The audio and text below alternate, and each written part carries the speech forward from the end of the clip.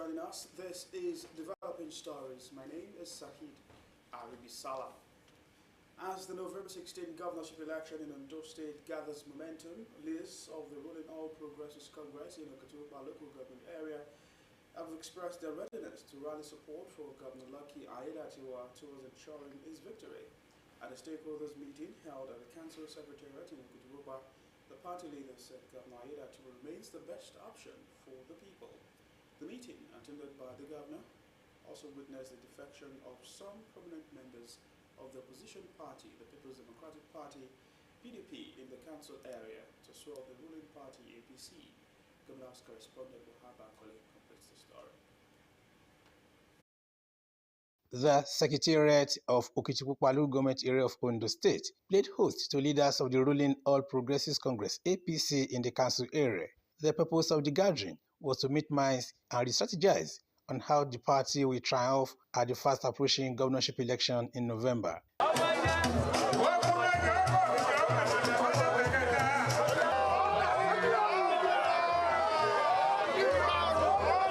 Setting the tone, a prominent leader in the council area and former commissioner for education, science and technology, Femi Agagu, said members of the party in the area are resolutely committed to the Aiyedatiwa administration.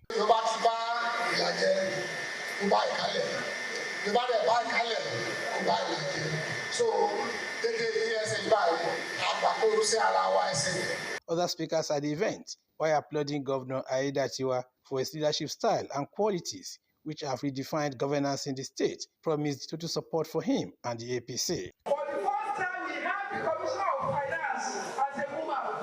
Going on here, Commissioner for Women Affairs, talking a special advisor for Women Affairs, talking a SSC of Women Affairs, talking a SSC of Women Mobilization. That means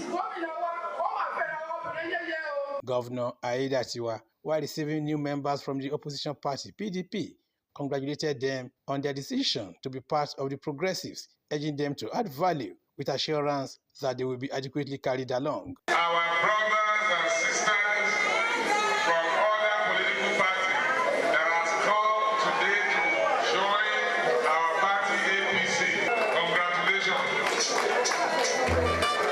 The defectors cited their belief in Governor Aiyedatiwa's leadership and his vision for Ondo State as the driving force behind their decision to join the ruling party. The governor, who thanked and appreciated members of the APC in Okitiukpa government area, reminded them of the need to always work in unity. The joy of any member of the party is for the party to remain in power, either to gain power or to retain power. Governor Aiyedatiwa reiterated his administration's commitment to ensuring that the November 16 governorship election is free, fair and peaceful, while urging party members and supporters to remain vigilant and work tirelessly to secure victory at the poll.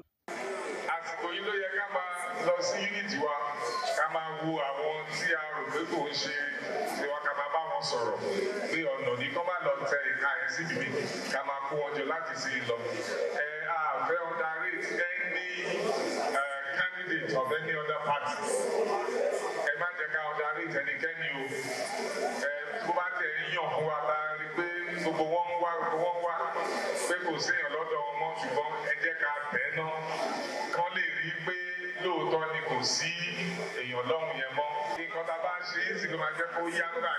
The governor reaffirmed his dedication to prosper the state and the people.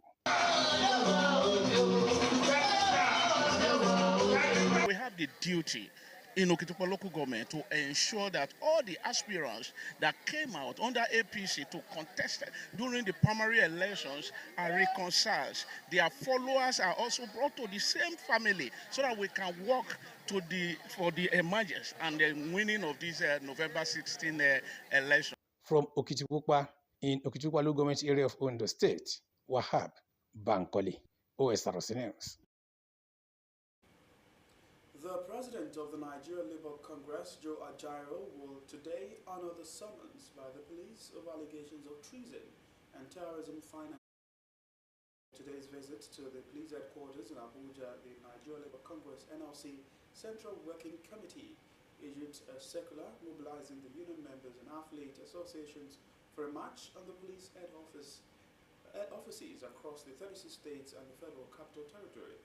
Following the police summons, NLC National Executive Council held an emergency meeting in the early hours of August 20, where they condemned the action, describing the allegations against Ajaero as trumped up and politically motivated to silence the organized labor. In a circular signed by its General Secretary, Emmanuel Uwaja, NLC directed all its state councils and affiliates to gather today for a peaceful procession and prayer session in solidarity with Ajaero. The federal government, through the Federal Ministry of Education, has set up a subcommittee to review the demands of the Academic Staff Union of Universities, ASU. This is as both parties agreed to reconvene by September 6, 2024. The decisions were taken at the end of a closed-door meeting held at the Ministry of Education in Abuja. ASU President Professor Emmanuel Osrc expressed the hope that all issues would be resolved before the September 6 meeting. ASU is seeking a comprehensive overhaul of the university system, including improved infrastructure, enhanced academic freedom, and a more sustainable funding model. Other demands of the union include the release of revitalization funds for universities, renegotiation of the 2009 federal government and ASU agreement, and release of earned allowances for university lecturers. In the health sector, hundreds of Nigerian nurses are stranded following the Nursing and Midwifery Council of Nigeria continuous closure of its portal for verification of nurses' certificates. It was gathered that while many nurses are currently stranded in different countries abroad, others are on the verge of being deported. The president of Graduate Nurses Association of Nigeria, Ojo Apayemi, said his association has been working to ensure the issue is resolved.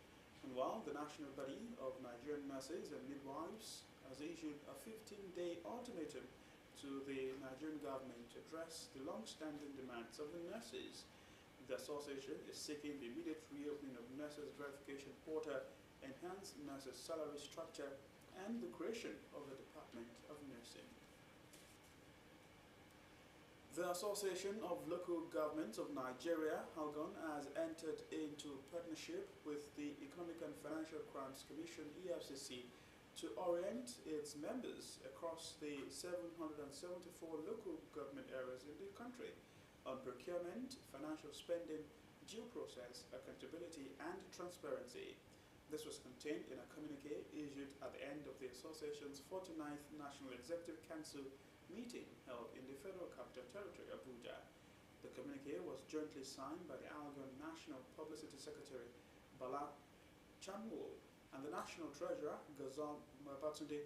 According to the communique, the National Executive Council reached 7 key resolutions aimed at positioning the association to serve Nigerians better. The resolutions include a partnership with the EFCC, capacity building and stakeholders engagement, service delivery and expectations, advocacy and partnerships, Supreme Court judgment and reputation, optimism and expected outcomes, and primary health services. In an apparent move to support the federal government's policy on the ease of doing business and to tackle economic sabotage and illegal taxation, the police have arrested 20 suspects involved in unauthorized revenue collection and multiple taxation along the Enugu and Abakaliki-Ebonyi highways. The first police public relations officer, Assistant Commissioner of Police, Muyiwa Adejobi, made this known in a statement.